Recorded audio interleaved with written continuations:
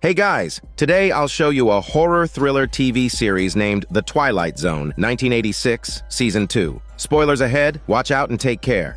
The first story begins with Shauna, though in her 40s, still looked like she was in her 20s or 30s. It wasn't until she pulled out her ID that the truth came out. She was nearly 50, but she didn't even have a wrinkle on her face. It didn't even look like she'd had plastic surgery. Her friend Christy, a TV newscaster, was curious about how she managed it, but before she could ask, Shauna took a water bottle from her bag. Christy assumed it was filled with alcohol, but the smell was more like water. Drinking more water couldn't possibly keep people young, but Shauna insisted it worked wonders. Christy still refused to drink it. Shauna sighed, put the bottle away, and gave her a regretful look. At this moment, Christy was sitting in front of the camera hosting the show. The manager had found the program director and placed an audience report on the table. It highlighted the concerns about the decline in viewership from the higher-ups, with numbers dropping drastically. People wanted younger, more attractive anchors, and Christy no longer fit the bill. The program director glanced at the screen helplessly. Christy wasn't as captivating as she used to be. After work, Shauna and Christy went to the photography studio of Christy's husband. Christy didn't mind that her husband was photographing young women, but she couldn't help but wonder if he really was not enjoying the perks that came with it. Shauna raised the question, who wouldn't want to stay looking 18 forever? But time, of course, was merciless. She handed Christy a business card, telling her that by calling the number on it, she could look as young as she did. Christy was skeptical. If it really worked, why was Shauna in such a hurry to share it? It didn't seem to benefit her at all. Shauna admitted that if she referred a new customer, she'd give her a bottle for free. She didn't want to see her friends age and wither away. Christy was intrigued by the offer.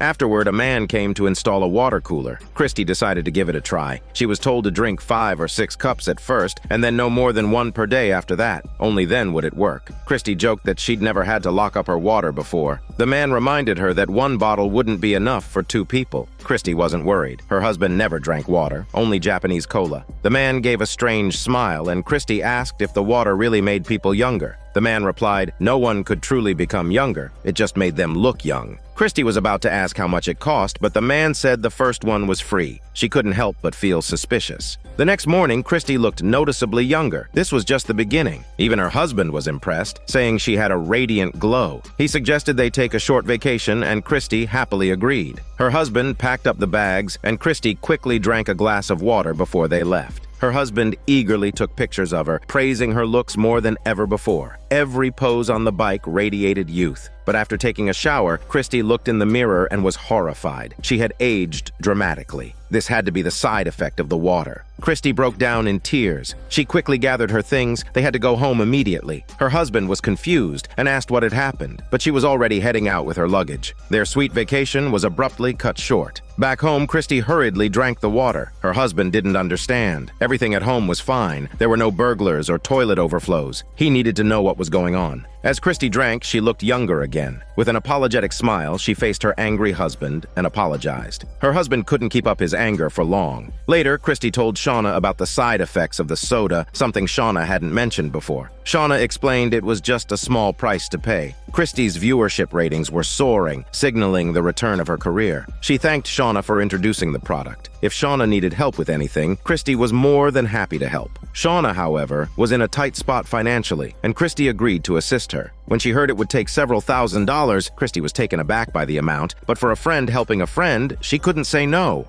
The first bottle of water at home was already finished. As Christy was about to order another, she heard the price, $5,000. Furious, she couldn't believe it. That thing barely lasted long enough, and there's no such thing as a quick fix in the world. The man flashed a strange smile. Christy couldn't hold back any longer. She could have someone investigate the shady company, but the man wasn't scared. If she didn't want it, he could take the water cooler back right now. Christy was stuck. Without the water, she'd turn into an old hag. The man said he could put it on her bill, but next time he'd only accept cash. Christy gritted her teeth, but there was nothing she could do. That night, she felt a change in her face and rushed to get up in the dark to drink some water. Her husband was woken by the noise and went to the living room, calling out for her. Christy was startled and quickly asked what was wrong. Her husband had already noticed something was off. He said if she wanted water, she could go to the bathroom. So why did she have to come to the living room? Christy tried to explain that she didn't want to drink tap water anymore, but her husband had been noticing her strange behavior ever since the water cooler arrived. Maybe he should try it himself. Christy hurriedly stopped him. Her husband just wanted to know what what was going on, but Christy refused to answer. She didn't like being interrogated. Angry, her husband stormed out the door, and Christy didn't try to stop him. The husband ended up at Shauna's door. He wanted to talk about his wife, but Shauna refused to meet him, saying it wasn't a good time.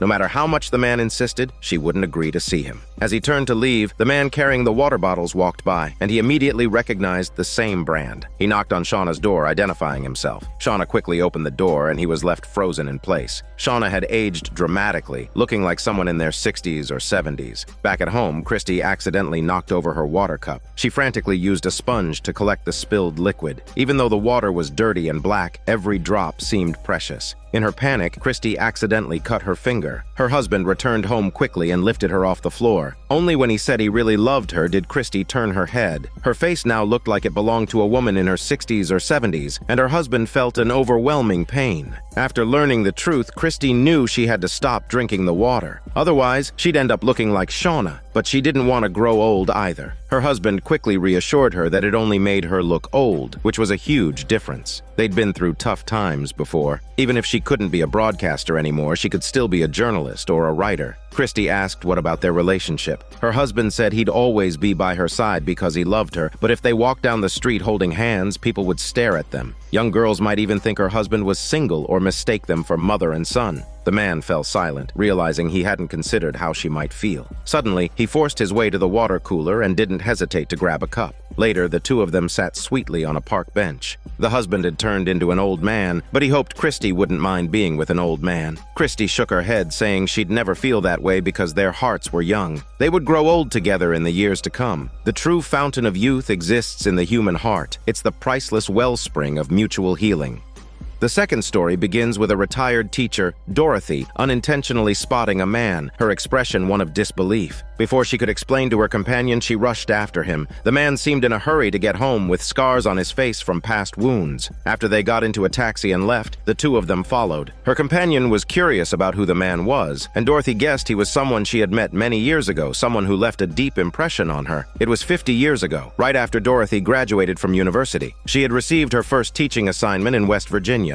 When she was meeting with a woman to take over the task, she was told about a boy named Micah. The boy wanted to use the school library frequently. Dorothy was confused but couldn't ask the woman anymore, as she had already left. She checked into the dorm and called her mother. Long-distance calls were expensive, so she kept it brief, just letting her mother know she was safe. She expressed her love for her mother and reluctantly hung up the phone. The next day was Dorothy's first class. She started taking attendance. When she called out Micah's name, a small hand raised at the back. She wanted to see the boy's face, but a tall student blocked her view, so she had to continue with the roll call. During the lesson, she noticed that Micah seemed distracted, lost in thought, and began writing. At first, she thought he was taking notes, but his hand kept moving. Dorothy couldn't help but check the seating chart, and that's when Micah looked up. She asked him a question, but he hadn't been paying attention and couldn't answer. Dorothy didn't scold him, but simply hoped he'd save his work for after class. Micah reluctantly closed his notebook and began to focus on the lesson. After class, Dorothy was preparing for the next day's lessons when she noticed that Micah was still writing. Once he finished referencing something, he put 2 books back on the shelf. Dorothy watched, puzzled, as he picked out another book, glanced at the time, and started writing again. By the time Dorothy had prepared everything, it was 5:30 p.m. Micah, exhausted, had fallen asleep at his desk. She went over and reminded him it was time to go home. Micah quickly checked the time, grabbed his notebook, and rushed out. That night, as Dorothy was returning to her dorm alone, she accidentally overheard Micah speaking to someone in his room. The old man across from him seemed deeply engaged. Dorothy felt a warm sense of connection. The next day in class, everything was as usual, with students studying diligently. But Micah was again writing something, and Dorothy was curious about what it was. During break, she found him sitting in a tree and decided to talk to him. When Micah came down, Dorothy mentioned that the school hadn't done a home visit in quite a while, and she wanted to understand why. Micah explained that his parents had died in a car accident a year ago, and now it was just him and his grandfather. When Dorothy suggested that his grandfather visit the school, Micah reacted strongly, refusing the idea. They absolutely couldn't meet. He then ran off, dropping his notebook. Dorothy picked it up, curious to read it. Before she could finish reading, Micah ran back and snatched it away. It turned out he had been writing stories in class. His writing skills showed he had been doing it for a long time. Dorothy's curiosity grew even more. That evening, Dorothy passed by again and couldn't help but sneak in. Micah was sitting by his bed, telling the story he had written that afternoon. Dorothy, standing by the window, listened unintentionally. But as the story came to an end, Micah said goodnight to his grandfather. Dorothy tried to leave, but accidentally knocked over a metal bucket. Micah immediately came running out. Dorothy explained she hadn't meant to eavesdrop, but she just wanted to know what was going on. At that moment, Micah finally opened up. He told her that the man was his great-great-great-grandfather, who was 141 years old. Dorothy couldn't believe anyone could live that long, but Micah insisted it was true. The longevity had been passed down through generations, from Micah's father's father's father, all the way down the line. The secret was in the stories they told. Every night, they'd tell an incomplete story, leaving the plot unresolved. This would keep them alive until the next day, when they could learn the rest of the story. But the stories alone couldn't make someone live longer, yet his great-grandfather had survived this way. Micah explained that every night he finished the story from the previous evening and then had to start a new one. He would always leave the story unfinished, yearning to know the next part. Dorothy was astounded. He created these stories himself, but was it wrong to keep someone alive in this way? Micah had heard this debate countless times, with his parents arguing about it. But as long as his great-grandfather's mind was clear and his heart was happy, they thought it was incredible. So why not keep him with the family? Dorothy saw the kind of pressure no one at that age should bear. Micah was carrying the weight of a legacy. One day, Dorothy was writing a letter to her mother when she suddenly heard someone had been injured. She rushed outside to find Micah lying on the ground, blood streaming from his head. He had fallen from a tree and had cut his right cheek on a rock. Dorothy calmly instructed someone to get a doctor, then quickly took out a handkerchief to stop the bleeding on Micah's face, softly reassuring him that it's going to be okay.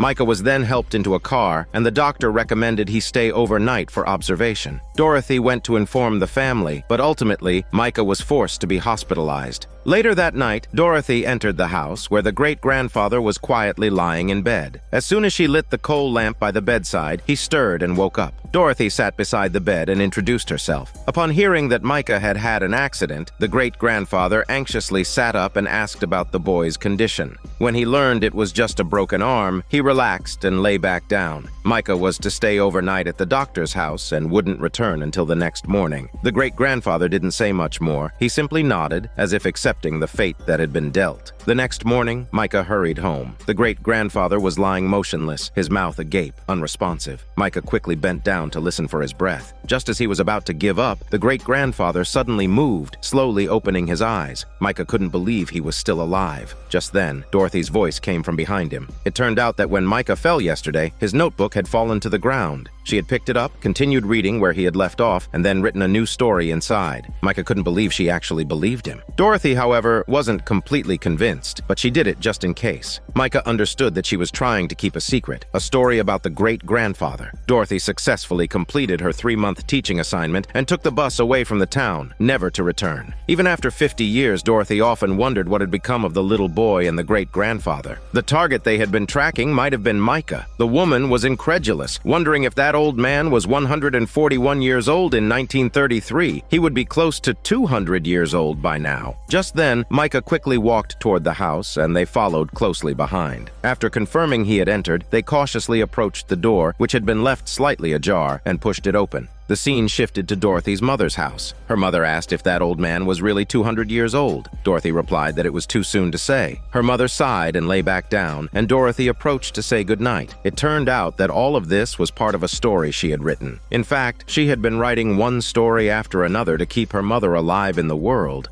The third story begins with a girl named Martha arriving at the shopping mall just before it was about to close. The last batch of customers was leaving, and the staff reminded her that the building was about to shut down, but Martha insisted on going in. The staff member turned to ask for permission from their supervisor. Suddenly, a man walked over, staring at her intently. He then used a key to unlock the door. Martha smiled and thanked him for letting her in, but she didn't notice the stiffness in his expression. Inside the mall, various dolls were displayed everywhere. Martha entered the elevator, and soon the man was looking up at her. She didn't think much of it, assuming he was just waiting for someone. Before long, Martha reached the shop, and the person across the way reminded her that the store was closed. But when she turned around, the lights inside the store flickered on, revealing a collection of cute stuffed toys. Martha wandered around the store for a bit when suddenly the shop owner appeared behind her, startling her to wet herself. She was looking for a corn doll, which was a highly sought-after item. The woman glanced at the man across the street. Once she confirmed he had had left, Martha asked her what was going on. The woman explained that the shop had special purchasing arrangements for select customers. She then looked out the window as if waiting for something before heading to the back to fetch something. Martha was puzzled by her repeated glances outside. As she looked around at the toys in the store, she suddenly felt a sharp pain from a spider bite. It turned out to be a prank by a boy. Martha asked the woman if she knew the boy, but the woman shook her head. However, how did the boy know Martha's name? The woman insisted that she had misunderstood. The boy had probably said Madam instead of Martha's name. The woman tried to leave, urging the boy to come along. Martha was left utterly confused. Before she could sort it out, the woman hurriedly pulled the boy out of the store. At that moment, the store clerk came out holding a doll. Martha wanted to ask who the two of them were and how they had disappeared so suddenly, but the clerk didn't answer. Instead, she asked if Martha preferred to pay by cash or card. Martha chose cash. As she cradled the doll, she spoke to herself, mentioning that the landlord's child would be very happy. It turns out she had moved in a month ago, unable to pay rent for the first few months or even find work. Despite this, the landlord had given her a place to stay and even provided a job lead. The clerk laughed eerily upon hearing this, saying she had been living quite comfortably last month. Martha thought the clerk was referring to the new job and new friends, which indeed had made her life feel enjoyable. The clerk glanced outside again, and soon a man in black walked by with his hands in his pockets. Martha grew uneasy, staring out the window. The clerk asked her if she knew what day it was. Martha replied it was Saturday, her good friend's birthday. But it was clearly Wednesday. Martha didn't know what had happened, but she had been quietly reading at home, then suddenly felt the urge to go to the mall. Tonight she had to buy the corn doll. As for why, she couldn't say. The clerk seemed to know the answer, saying because her life wasn't always like this. Martha didn't understand what she meant. The clerk then asked where she came from in the past month, and if she was from New York. Martha paused for a moment and then admitted she had forgotten. Then, the clerk began a line of intense questioning. Not only did Martha not have an ID or a driver's license, but she also didn't know where she had gone to school, or even who her parents were. She could only remember her apartment and her workplace, but those were all things that had happened in the last month. Martha finally couldn't hold back anymore, asking what all this had to do with anything. The clerk stormed over and demanded to know where Martha had been before last month. Martha, feeling cornered, backed away, then quickly ran out of the toy store. As she rushed to press the elevator button, the clerk calmly followed behind her. But when Martha entered the elevator, she looked back and found the man was already inside, waiting for her. The man pulled his hand out of his pocket, revealing a solid, unified hand. Martha shrank into the corner in fear, terrified by such a monster. Martha didn't have time to worry about the corn doll. Panicked, she rushed out of the elevator and struggled to force open the heavy doors. The man behind her moved slowly, following her every step. She tried to escape through the same route she had entered, only to find a locked security door blocking her way. Just then, Martha saw the man who had opened the door for her earlier. She was about to ask for help when the man was suddenly knocked down by Martha herself. To her horror, he turned out to be a mannequin. Around her, the other mannequins began shouting her name over and over again. In a frenzy, Martha turned to run, but found that the mannequins were all calling out to her, repeating her name incessantly. She stumbled backward, but one of the mannequins suddenly grabbed her sexy body. A man's voice told her to think carefully, to remember with her mind. Martha didn't have the luxury of time to think. She finally managed to break free from the mannequin's grip and ran into another room. The sounds of banging came from outside the door. Martha, nervous and panicked, backed away, only to crash into a plastic bin. To her horror, the bin was full of mannequin heads, and two of them started speaking, shouting her name. She hurriedly ran down the hallway, surrounded by stacks of incomplete mannequins. When she reached the inner circle's door again, she found it locked. It was the clerk, meddling with everything on the other side. Desperate, Martha begged to be allowed to go home. The clerk coldly replied that she was already home and that there was no need to keep her guard up anymore. The man behind her closed in again. Confused, Martha asked what was going on. All she wanted was to go home. The man responded that this was home because they were all mannequins. Martha still refused to believe it. She grabbed a metal pot and threw it, smashing the glass, then managed to escape the encirclement. She tried calling for help from others in the mall, but by the time she was in the store, everyone had already left. At that moment, Martha felt her legs stiffening. Her right foot had transformed into the leg of a mannequin. With the clerk closing in behind her, Martha had no choice but to limp away. As she glanced back at the two people chasing her, she saw an iron door in front of her that she couldn't open. Time had passed far too quickly, and now her right hand began to change as well. The man comforted her, telling her not to be afraid. This was something they all had to go through. As her legs completely stiffened, she painfully dragged herself across the floor. The two of them them welcomed her back home, telling her she no longer had to fight her body's transformation. The man added that she had experienced the real world for a month. Now it's someone else's turn. Martha's left hand began to transform as well. She suddenly remembered that she was actually a mannequin, but she didn't want to go back. Her body, however, refused to fight the transformation.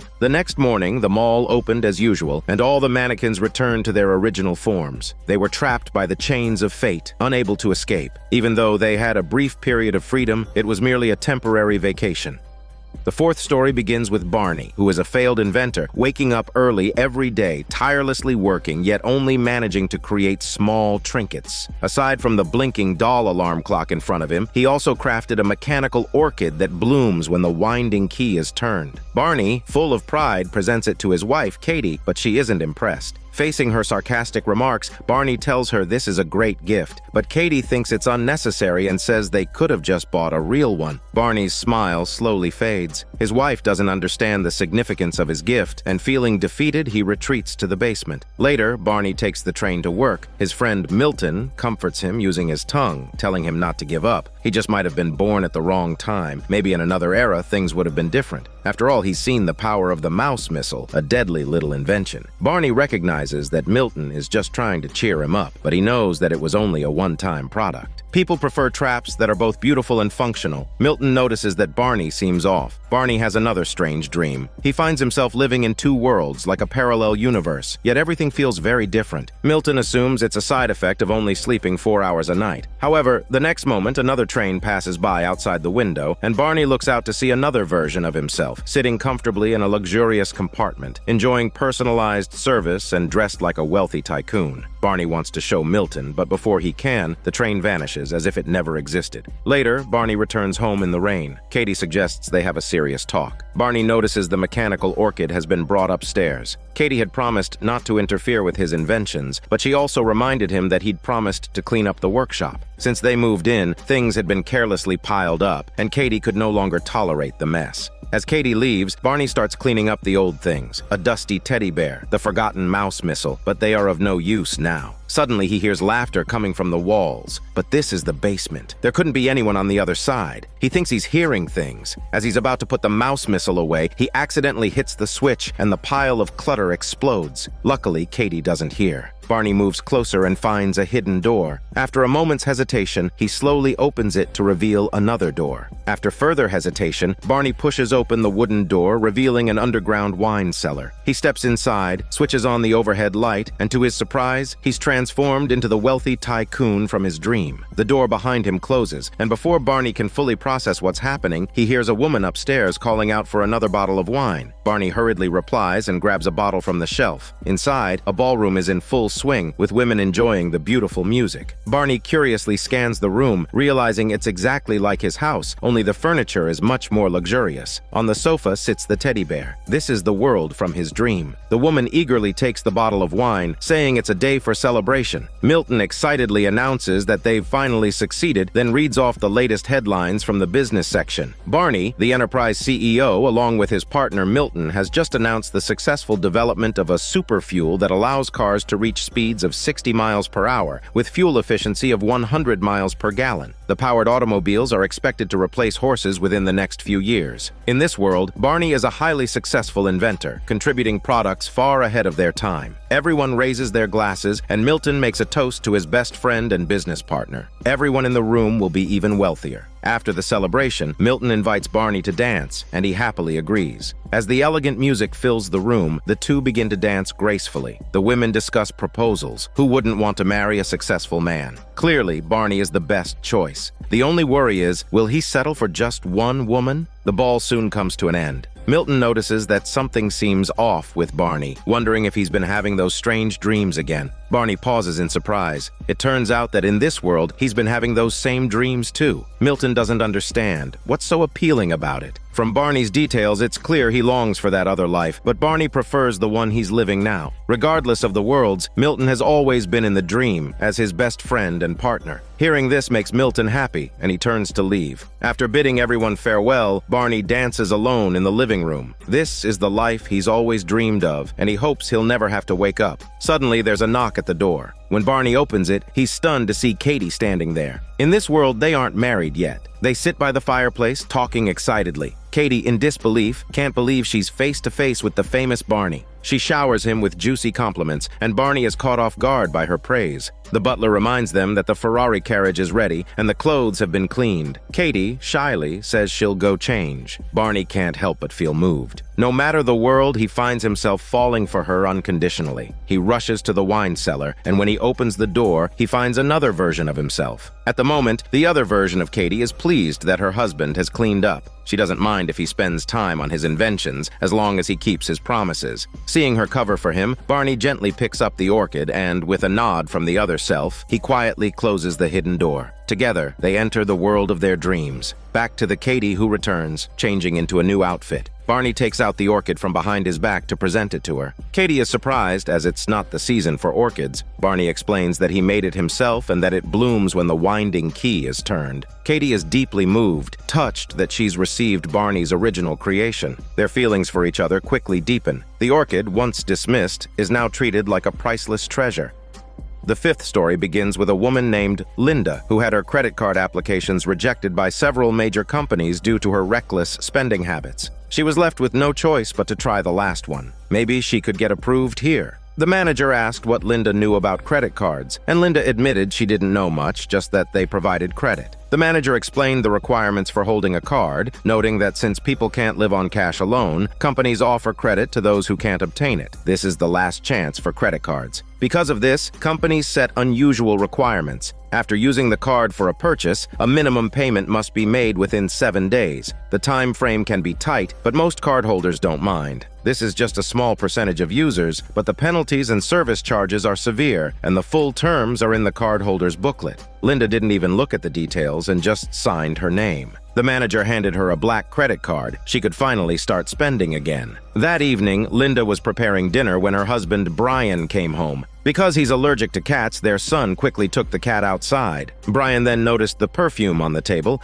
Linda had bought herself a little gift, and with the credit card in hand, she was already spending ahead of herself. Linda didn't want to argue about this, but Brian advised her to be cautious with using the card. Linda reluctantly agreed. A week later, Linda called for the cat to come eat, but there was no answer. She thought maybe their son had let the cat outside. The son, however, asked what cat she mentioned. Linda was confused, saying it was their fluffy, short-legged cat. The atmosphere became tense. Brian asked the kids to go to bed and then turned to Linda, confused, asking what was going on with the cat. Everyone knew he was allergic to cats, and even if the kids liked them, they couldn't get one. Seeing that Brian didn't believe her, Linda wanted to show him the doormat on the porch, but when they went to check, it was empty. Linda stared at his shocked expression, thinking it was a prank or a joke the kids were playing on them, but Brian hadn't done any such thing. The next day, they went to shop for a new fridge. Linda immediately took out her credit card to pay. Brian assumed she wanted to get a cat and suggested they could buy one on the way home. Linda felt frustrated. She had bought a cat just 2 days ago, but now Brian insisted she had never had one. She didn't want to keep discussing this prank. Brian dropped the topic, but then the store employee mentioned there was an issue with the credit card and asked if they could discuss it in the office. The credit card company had refused to approve the purchase. Linda didn't explain why, but instead picked up the phone to call the bank. Soon, the transaction was completed successfully, and the fridge would be delivered within 7 days. It turned out Linda had forgotten to make the first payment, and the bill had been tossed out as junk mail. Brian then learned about the weekly payment plan. This time, they were again buying in advance, and they didn't have enough money to pay the bill. Linda, however, believed they could manage if they both worked together.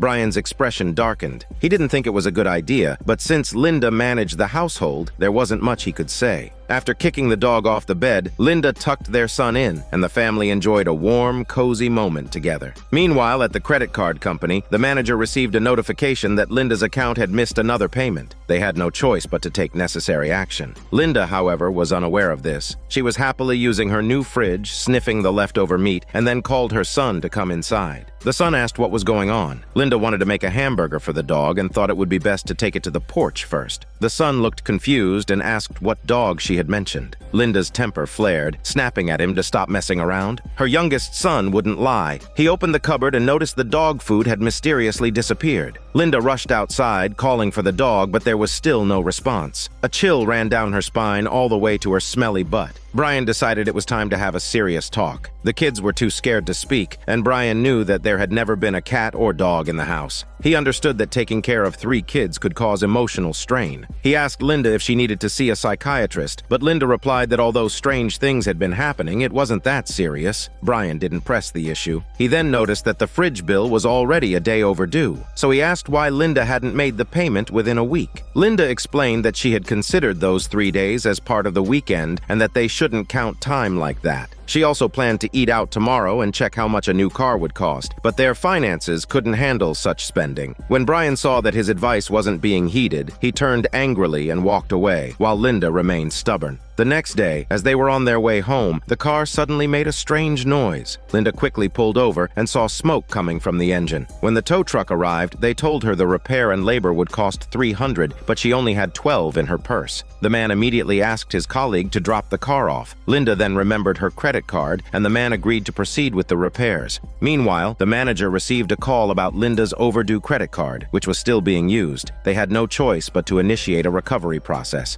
Linda returned home and collapsed on the sofa, exhausted after the car had finally been fixed. She asked if the kids had gone to bed. Brian, confused, asked what she had mentioned. Linda's eyes widened in shock. She quickly ran upstairs and opened the door to the baby's room, but everything had changed. The room was completely different, and another room was the same. There was no trace left. Her children were gone. Brian didn't understand what Linda was talking about. Linda finally lost control. Brian, thinking she might be mentally unwell, reminded her that they didn't have kids or pets. He was about to dial a number when Linda urgently stopped him, saying she would see a doctor tomorrow. She asked him to go rest while she stayed alone to calm down. Brian agreed. After he left, Linda rushed next door to ask the neighbors, but once again, there were no children. Linda collapsed on the floor, crying like a giant baby, until she noticed the card in her wallet and finally understood what was happening. She then went to the credit card company. Through the glass, she saw the children. Linda rushed forward and began banging on the glass, but her son remained cold and indifferent. He then took his brother into the payment room. Linda was quickly pulled back by the security guard. The manager took her into a room, explaining that they had already taken the cat and dog, but since Linda had continued to use the overdue credit card, they had no choice but to take the children as well. Thanks to the Matrix technology, no one else would remember these events. Linda screamed in despair. The manager calmly explained that the children would live in a better environment and she didn't need to worry about them. By irresponsibly signing a contract without reading it, Linda had already lost her parental rights. Linda quickly asked if she could buy the children back, offering her joint checking account, which should be enough to clear the credit. The manager nodded in approval but warned that if the check didn't cover the full amount, there would be another penalty. Linda assured her there would be no more problems and hurried home. When Linda arrived, Brian was standing with his hands on his hips. The bank had just called him and he blamed her for not discussing such big matters with him first. Linda sensed something was wrong. Brian had canceled the check. Linda let out a hysterical scream, wanting to talk to the manager, but the car suddenly disappeared in place. Linda rushed inside, dialing the phone, but when she looked at the dining table, it had vanished too. As she glanced at the wall, she realized that her husband had also disappeared. Linda completely lost it. One by one, everything in the house began to disappear. The black credit card fell to the ground. She tried to pull scissors from the cupboard. There was no time to think. In a desperate move, she cut the card in half. The card was completely useless now. This signaled a breach of contract, and as a result, the entire house and everyone in it disappeared, leaving only the black credit card behind. The 6th story begins with a man named Harry fervently preparing for the end of the world, teaching his son how to shoot until his wife shouted for him to stop. She couldn't believe it. After all, their son was only 7 years old. But Harry thought the sooner, the better. Their son needed to learn how to protect his family. The wife often took the kids to her sister's house because Harry didn't care about the family. Every weekend, he was at the shelter. Harry remarked that his sister-in-law probably didn't know about the shelter yet. That was their family secret. Their son tried to break the tension, and the wife promised not to bring it up again. She then drove the kids to her sister's house, which was a 2-hour drive away. Harry had planned a hunting trip with his friends for the weekend and gave his son one last safety reminder before his wife drove off from the small town. At that moment, Harry's friend, Nick, hurried to his house to discuss the situation in the Middle East. The TV was reporting a statement from just a few minutes ago, saying the president had left aboard a military helicopter half an hour earlier. The military refused to confirm the destination, and things were escalating in the Middle East, just as Harry had predicted. It seemed increasingly likely that the world would undergo radical changes. Unfortunately, his wife couldn't understand that. She still thought they were living in some fantasy world, and she even wanted to make their son more like her. Harry, on the other hand, couldn't wait for the nuclear bomb to drop, believing it would put things back on track and restore the world to its pure state. Nick reminded him that survival in a nuclear war required a deep shelter, something Harry was fully equipped for. The two had known each other since high school, and Nick had worked at Harry's gun store for 10 years, becoming a part of his family. Harry decided to let him into the shelter. He opened a heavy lead door, followed by a solid 4-foot-thick concrete wall. The entire shelter was radiation-proof. The instruments displayed the outside temperature and humidity, and there was a device to monitor surface radiation. The shelter could supply showers for 5 people, and there was a medicine cabinet, a water well providing all the water needed, a 300-gallon fuel tank powering a generator, and 30 feet of gravel and charcoal to filter the air. Nick was left speechless. He asked in awe how he managed to keep all of this secret. Harry proudly explained that he had brought in people from out of state to build it and told them it was a wine cellar. Everything else he had built himself. Even the neighbors had no idea this was here. Only the family had the right to know. Nick swore he would keep the secret. However, with only 5 months' worth of food and water, the machines in front of them were critical. One of the systems was a multi-frequency communication setup, with antennas located under a concrete slab in the backyard. These could be pushed up through a ton of debris, allowing them to use the satellite TV nearby. Just then, the Department of Defense issued a message. The military had gone into red alert, and an emergency cabinet meeting was underway. Both men immediately sensed that things were getting worse. Harry had to go upstairs to make a phone call, while Nick nervously watched the TV, where many cities were being evacuated. Meanwhile, Harry's wife received a phone call. Harry urgently told her to bring the kids home, saying the whole country was about to explode. She thought her husband was drunk and overreacting in the middle of the night. Harry didn't have time to explain further. Since his wife refused to return, he told her to send their son home by taxi, no matter the cost. The wife still refused, and the son was scared to stay with him. She hung up the phone. Harry was about to call again when a blinding light flashed before him, illuminating the entire town. The furniture around them began to burn instantly. Harry rushed toward the shelter, but just as he reached the door, a violent explosion sent both men flying like Barbie toys. Harry quickly slammed the door shut. Nick was still in shock. A nuclear war had really happened. Then he remembered the antennas weren't turned off. Nick had no idea how to operate the system, and if it was damaged, they wouldn't be able to communicate with the outside world. No matter how much he fiddled with the settings, there was no response. He was terrified, even thinking about going outside to reunite with his parents. But Harry stopped him, saying they can't go anywhere now. There's an Air Force base nearby, and the nuke has already destroyed it. They'll have to stay in the shelter until the radiation levels go down. Right now, the radiation outside is off the charts. A month and a half had passed when Nick suddenly heard a noise from above. Maybe someone was coming to rescue them, but Harry didn't think so. The radiation outside was still intense, and what was out there were probably just mindless, wandering survivors searching for food and water. They had to prepare for the worst. Nick pressed his ear to the door and began shouting for help. Harry rushed over to stop him and shut up his smelly mouth. The sounds outside gradually faded, and only then did Harry release Nick. If survivors found out about their shelter, they would surely break down the door and take all their food. This was the end of the world, and Nick understood that silence was their best option. 3 more months passed, and Nick felt an unusual coldness. Garbage piled up near the door. The radiation levels hadn't changed, and Harry was working out, trying to keep his body warm. They had to stick to a routine for survival. 7 more months went by, and the radiation levels remained the same. The earth might be broken beyond repair. Strangely, there was no noise from outside. It felt like they were living in a microwave. Nick sat listlessly on the floor, feeling like he had nothing left to live for. His entire family was gone. He didn't even respond to Harry's cold sarcasm, lowering his head in silence. Harry wanted to get him some medicine, but when he turned around, Nick was gone. He had clearly opened the door and walked outside. Soon after, Harry heard shouting from outside the door. Nick, not knowing the door code, was pleading to be let back in. Harry rushed to the door and asked what had happened. Nick said it was too terrifying outside. There was no sunlight, just piles of trash everywhere. The entire town had vanished. The air smelled like burning plastic, and Nick felt nauseous. He wanted to return to the shelter, but Harry coldly refused. Nick had already already been exposed to radiation. Letting him in would only kill both of them. Harry turned and walked away from the door, ignoring the gut-wrenching cries that followed. Harry suited up in full protective gear. The food in the shelter had run out, and death was approaching for him as well. Outside, Nick had turned to bone, buried beneath concrete and steel. The town had been flattened into a desolate wasteland, surrounded by darkness. But within this darkened world, the sun shone brightly. Adults and children were playing together. The news reported the tragic accident at the Air Force Base a year ago, where a nuclear missile had leveled the town without warning. The sound Nick had heard was the bulldozer building the massive radiation-proof dome. Now, that dome had become a monument, a tribute to the foolishness of war. The sealed membrane had transformed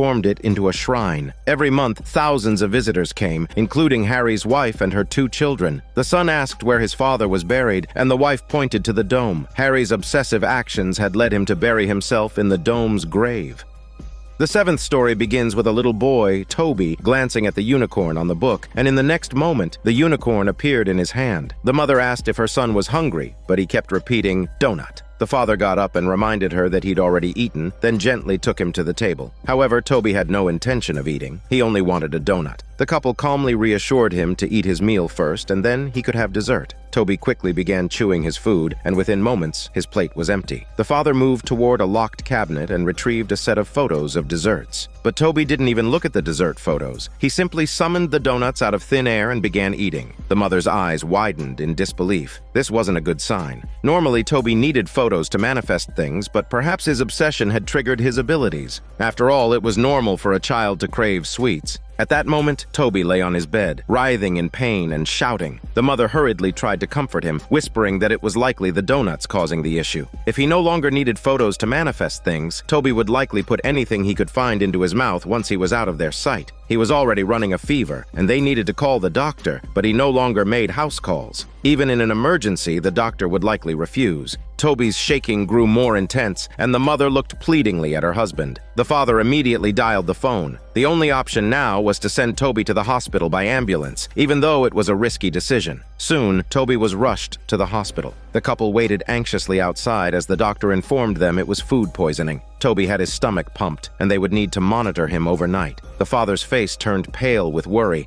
They feared their son wouldn't feel comfortable away from home. The doctor reassured them not to worry. There were TVs and comic books in the room. The father immediately refused, saying Toby needed to be in a private room and they would stay with him. No TV or comic books allowed. The doctor was confused but agreed to their request. By now, Toby had improved. A woman suddenly entered the room and introduced herself as a social worker from the Children and Family Services Department. She said they had no record of Toby having any intellectual disabilities. The mother quickly explained that her son was just a little different and that he got easily upset. Despite the couple's repeated objections, the social worker insisted Toby should receive special education. At that moment, Toby spotted a magazine, and the mother quickly tucked it away. Toby burst into tears, and the social worker felt a pang of sympathy. The couple wouldn't even let him look at a magazine, even though there was nothing wrong with it. The father, unable to take the judgment any longer, took Toby and left the hospital. The couple's controlling behavior had gone too far, and the social worker decided to do whatever she could to help Toby. Once they were back home, the mother told Toby to play by himself for a while. They couldn't always watch him, and with his favorite toy books, he'd likely forget about the magazine. Since Toby was born, they had always been on edge. The mother felt that the social worker might be right. Perhaps Toby should go to a special school. A little help, even just for a few hours, would give them a chance to have some time alone. They could go to a restaurant for a meal or even see a movie. The mother couldn't even remember the last time they did something like that. The father understood that his wife was exhausted, but there was no one to share the burden. After all, Toby was their son. Leaving him alone for a few hours was risky, and they couldn't be sure what might happen. The mother reluctantly gave up the idea, but Toby hadn't forgotten. He summoned the magazine out of thin air. The moment Toby opened the book, he was stunned. Worried that something might be wrong, the mother pushed the door open and found him eating something. Just as she was about to approach him, she noticed a magazine on the floor. Toby was eating a heart. The mother collapsed, suffering a heart attack. She couldn't process what was happening in front of her. The picture in the magazine was of a heart. The father rushed in, but it was already too late. The mother was gone, leaving this world forever. The father held the photo close to his chest, and just then the doorbell rang. He opened the door to find the social worker standing there. She expressed her condolences about his wife, and the father didn't hold it against her, saying his wife had simply been exhausted, transforming from a soft woman to a strong mother who had carried too much over the years. He let the social worker inside, and she looked around at the room full of toys. She was here for Toby. The social worker handed the father some photos, and without hesitation, he ripped them to shreds. He wasn't going to send his son to a psychiatric hospital, nor would he let him leave his side. The social worker assumed it was a matter of control, but according to her investigation, she could easily transfer custody. The neighbors described Toby as a prisoner in this house. Toby, scared, quickly ran to his father and hugged him. The father had his reasons. No one loved their son more than they did, but to outsiders, it didn't look that way. The father opened up completely. He pulled a book from a locked cabinet, and Toby's eyes lit up. It was filled with various photos. After picking one, Toby saw a short sword in the picture, and the father told him to bring it. The social worker was puzzled. Toby shouted, "Bring it!" In an instant, the short sword appeared. The social worker was startled. This was why Toby couldn't leave the house. The world was full of sharp objects, and a child had no idea how dangerous they could be. The social worker quickly stood up and stepped back, thinking it was some kind of magic. When she didn't believe it, the father urged her to try it herself. She turned to a picture of armor in the book and asked Toby if he wanted it. Toby, after seeking his father's approval, shouted, "Bring it!" Moments later, a suit of armor appeared. The social worker finally believed in the existence of Toby's abilities, but she saw it as some sort of miracle. The father, however, viewed it as a curse. The day before they threw out the TV, Toby had seen a puppy and instantly made one appear, but by that time it was already dead. Toby couldn't create living things. They often forgot that, and their backyard was full of dead animals. The social worker still didn't want to give up. Toby needed help, but the father didn't want to continue the conversation. If others found out about this, they would lock Toby in a lab and conduct all sorts of tests, gaining access to whatever they wanted. At the father's shout, Toby grew restless. When he saw a photo of his mother, he desperately wanted to bring her back. Before the father could stop him, the mother suddenly appeared on the couch. The social worker screamed like a loud chicken and ran out in a panic. The father quickly moved to his son, holding him and continuously reassuring him not to look because that was not his mother and he would take her away. The father buried the body in the backyard. His wife wouldn't blame Toby. After all, he didn't understand what was happening. Perhaps it was time. In the distance, the sound of sirens approached. The father quietly locked the door and, in Toby's curious gaze, pulled out the long-forgotten book. He sat on the couch, stroking it and whispering how good Toby was. The photos inside were unlike anything he'd ever seen. They were brilliantly colorful, like the red and yellow of a sunset. The father leaned gently against his son. He had always loved Toby deeply. Toby mumbled, "Bring it," and suddenly the house was set ablaze. By the time the police arrived, the house was engulfed in flames. The social worker stood in shock, staring at the scene. Thanks to her well-meaning help, the family was reunited in the afterlife.